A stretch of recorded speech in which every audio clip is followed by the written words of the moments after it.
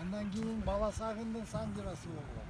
Balasagындын санжырасы 8-кылымга чейин, Иштин доордун 7-кылымына чейин Balasagындын санжырасы болгон.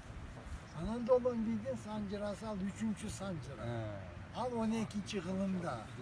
Биздин Жетигендин эн тамгасы эгерде санжыра китепти окусаңар 7-кылымда 686-жылы Monголиядагы аскага чегилген 47 көчмөн уруулардын арасында төбөсүндө турат. Эгерде Каратал анан Долон бий десек, ал кечеүнкү күн 12-кылым ал. Ошол ташта кайсы уруулар эн тамгалары чегилген. Арга эң төбөсүндө көргүсөңөр жана санжыра китепти. Биздин Бакан эн тамга турат. Биягында ай тамга Солтонукун турат. Нар жагында Кушчунун күн тамгасы турат. Эң этегинде Саяктын Керки тамгасы турат. Ошон үчүн санжыраны 12-кылымдан бери эле сүйүштүргөн ал тайкы. Биздин тамырыбыз мен далилдеген 7000 жыл эч ким талаша албайт. Ал жанагы дөбө маданиятынан, жанагы Андрон Афанас деген маданиятынан ал талашсыз.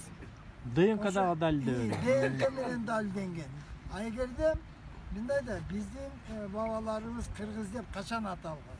Биздин доордон 1000 жыл мурун кыргыз деп аталып калган. Кыр огуздар деп. Огуздун урпактары кыр тоодо жашаган деген маанилүү. Эми жаңылык силерге. 1965-жылы Түркмения Илимдер Академиясы Огуз ханды эликтеп чоң китеп чыгарды. Бул илимий китеп. Эми анын баарын мен айтпай эле коеюн. Бир маанилүү биз үчүн Огуз хандын кичи мекени талас болгон деп Түркмен илимпоздору далилдеп атат. Огуз хандын кичи мекени талас болгон деп. Маселе тарых каякта жатат. Эми Манас бабабызга кайрылсак, Непалдагы жана Манас улуу чокусу, Тибеттеги Манас дарыясы, жок, Индияда Манас дарыя, Тибеттеги Манас көлү, Кавказдагы Манас көлү, Манас дарыясы. Ушул жер суунун баарына Манасты ким койгон? Кыргыз койгон. Америкада да бар. Качан койгон? Биздин доордон Малайзияда бар. 3,5 жыл мурда койгон.